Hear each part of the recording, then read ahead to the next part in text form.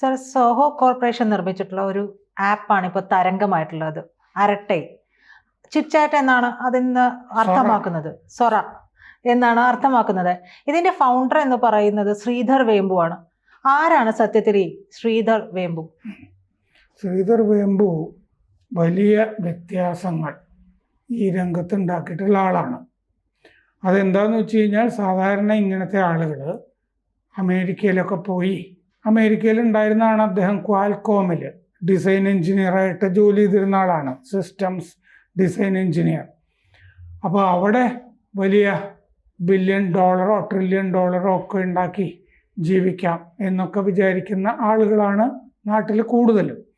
അവിടെ വലിയ വില്ലകളൊക്കെ ഉണ്ടാക്കി താമസിക്കാം എന്നൊക്കെ വിചാരിക്കും. ഇദ്ദേഹം നേരെ തിരിച്ച്, അതാണ് ഈ ഇന്ത്യൻ മൂല്യങ്ങൾ, ഇന്ത്യൻ പൈതൃകം, ഇതാണ് പ്രധാനം എന്ന് വിചാരിക്കുന്ന ഒരാളാണ് അദ്ദേഹം. മാത്രമല്ല, അദ്ദേഹം RSSൻ്റെ കൂടെ ചേർന്ന് പോകുന്ന ആളാണ്, ഒരു സംഖ്യയാണ് എന്ന് പറയാവുന്ന ആളാണ്. അദ്ദേഹത്തിൻ്റെ കമ്പനിയിൽ നിന്ന് സാധാരണ ആരെയും പിരിച്ചുവിടേണ്ട കാര്യമില്ല. പക്ഷെ ഒരു മാർക്കറ്റിംഗ് മാനേജറെ പറഞ്ഞു വിട്ടു കഴിഞ്ഞപ്പോൾ ശ്രീധർ വേമ്പു ഒന്നും പറഞ്ഞില്ല. ഈ മാർക്കറ്റിംഗ് മാനേജർ പറഞ്ഞു, ഞാൻ പരസ്യമായിട്ട് ഒരു മറ്റേ വീഡിയോ കോൺഫറൻസിങ്ങിൻ്റെ ഇടയ്ക്ക് RSSനെ ഞാൻ വിമർശിച്ചു, അതുകൊണ്ടാണ് എന്നെ അവിടെ നിന്ന് പിരിച്ചുവിട്ടത് എന്ന് ഈ മാർക്കറ്റിംഗ് മാനേജർ പറഞ്ഞു. 2020 ട്രിച്ചിയിൽ നടന്ന ഈ 2ാം വർഷ ഈ വിഭാഗ് എന്ന് പറഞ്ഞിട്ട് ഇവരുടെ ഒരു ട്രെയിനിങ് പ്രോഗ്രാം ഉണ്ട് RSSൻ്റെ. അതിൽ പങ്കെടുത്ത ഒരാളുടെ ഈ കുറിപ്പ് ഫേസ്ബുക്കിൽ വന്നത് വളരെ പ്രശസ്തമാണിപ്പോൾ. രാവിലെ കുളിക്കാൻ ഇരിക്കുമ്പോൾ കാവ്യൊക്കെ കൊടുത്ത് ഒരു ഇതും ഉത്തരയോ ഒക്കെ പുതച്ച ഒരാൾ വന്നു. സാധാരണക്കാരനെ പോലെ ഇയാൾ ചിരിച്ചു, പല്ല് വെച്ചുകൊണ്ടിരിക്കുകയായിരുന്നു ഈ മലയാളി.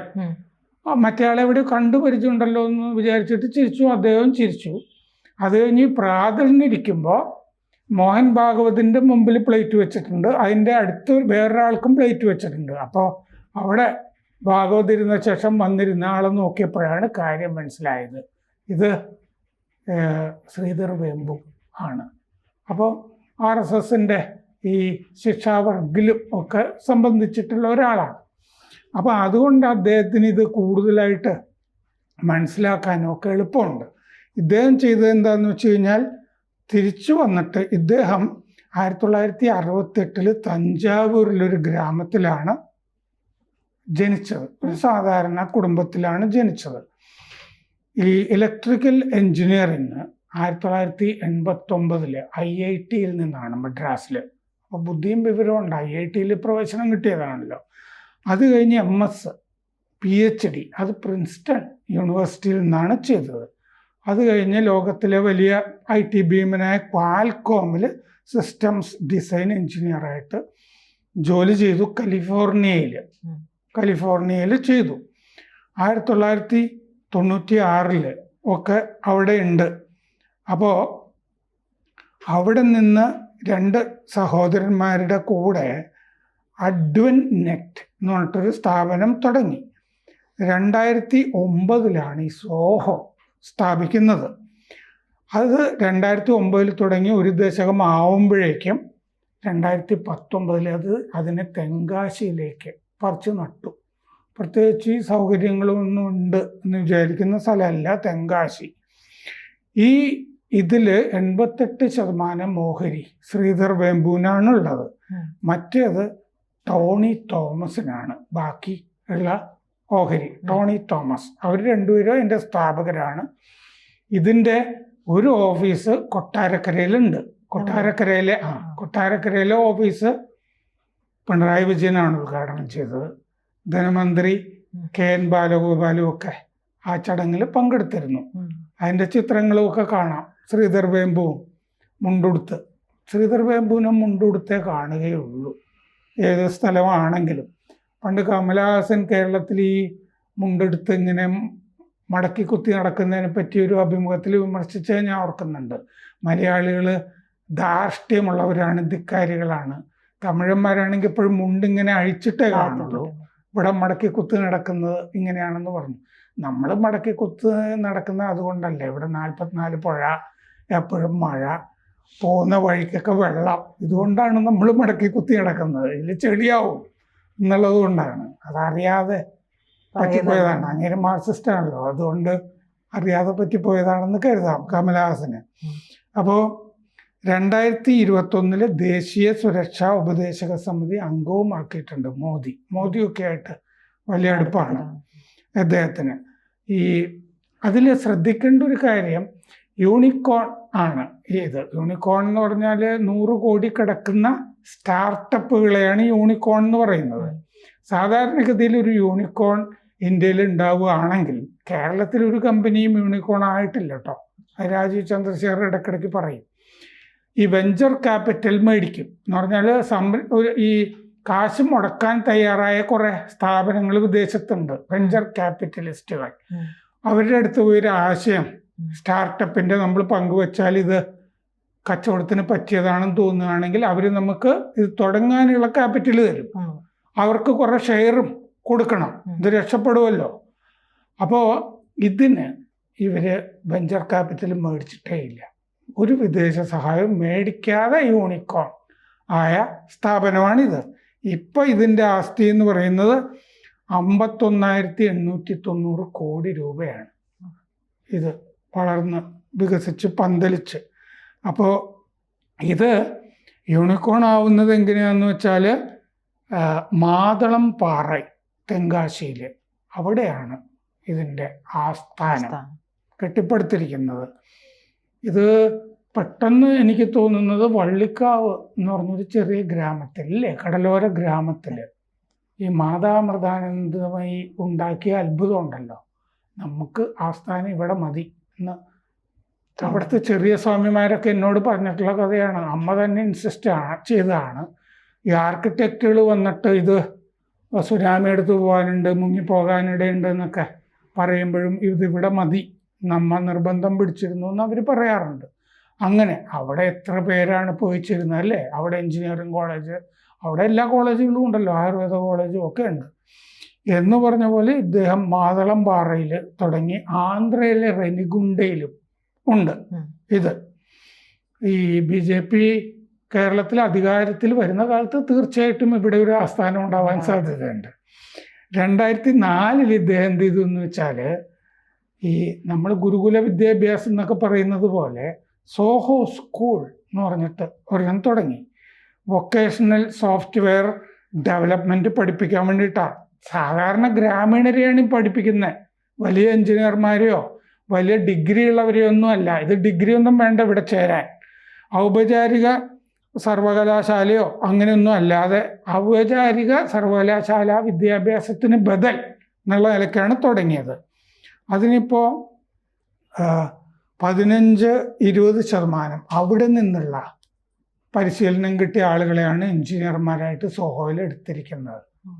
സാധാരണ ഗ്രാമീണരെ അവിടെ പഠിപ്പിച്ചിട്ട് ട്രെയിൻ ചെയ്ത് ഔപചാരികമൊന്നും അല്ലാത്ത എഞ്ചിനീയർമാരെ ഇതൊക്കെ പഠിച്ച് എടുത്തവരെ അവിടെ ജോലി കൊടുത്തിട്ടുണ്ട്.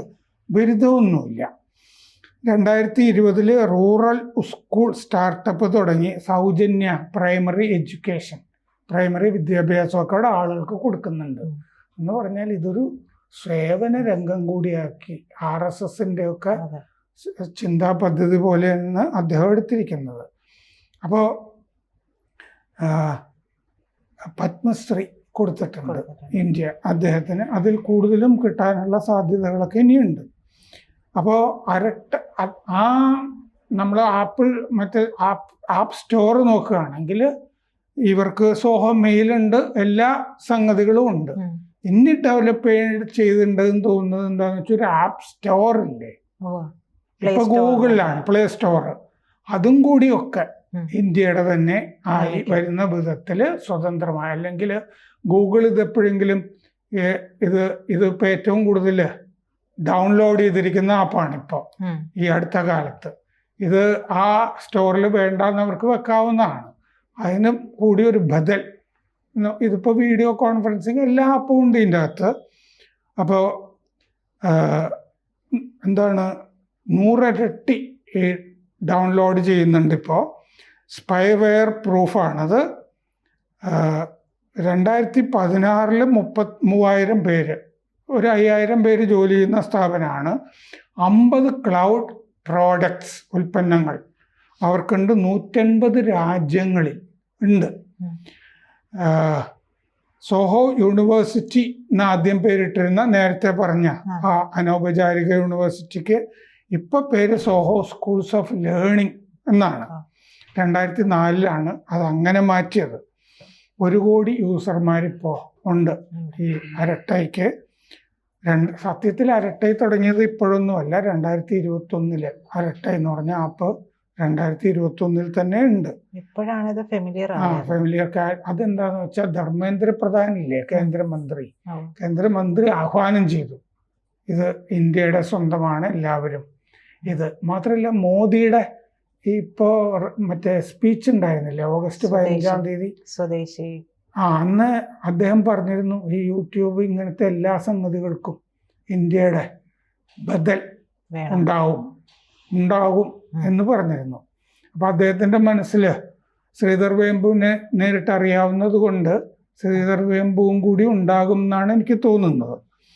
അപ്പോൾ ഈ ധർമ്മേന്ദ്ര പ്രധാൻ ആഹ്വാനം ചെയ്ത പിന്നെ ഒരു ദിവസം 3.5 ലക്ഷം സൈനപ്സ് ഈ ഇതില് അരട്ടയിലുണ്ടായിരുന്നു. അപ്പോൾ ഇങ്ങനെ ഒരു പ്രസ്ഥാനം ഉണ്ടായതുകൊണ്ട് RSS ഇന്ത്യയുടെ പൈതൃക മൂല്യങ്ങൾ അത് പ്രധാനമാണ് എന്ന് കരുതുന്നത് കൊണ്ട് കൂടി, അത് ഉള്ളിലേക്ക് എടുത്തത് കൊണ്ട് കൂടിയാണ് ഈ ശ്രീധർ വേമ്പുവിനൊരു ഗ്രാമത്തിൽ വന്ന് നമുക്കിങ്ങനെ അതല്ലാത്ത ആളുകളൊക്കെ ഉണ്ട്. ഈ അമേരിക്കയിലേക്ക് പോയിട്ടേ ഇവിടെ ഈ വിദ്യാഭ്യാസത്തിനൊരു സ്റ്റാർട്ടപ്പ് ഒക്കെ ഉണ്ടാക്കിയ ഒരു മലയാളി കണ്ണൂറുകാരൻ, മറ്റേ പാപ്പരായിപ്പോ ഇല്ലേ, ബൈജൂസ്, അത് തന്നെ പല സ്ഥലത്തുനിന്നും വായ്പയൊക്കെ എടുത്ത് പറ്റിച്ച് ഇപ്പൊ ആരും അതിന്റെ പേര് പോലും പറയുന്നില്ല.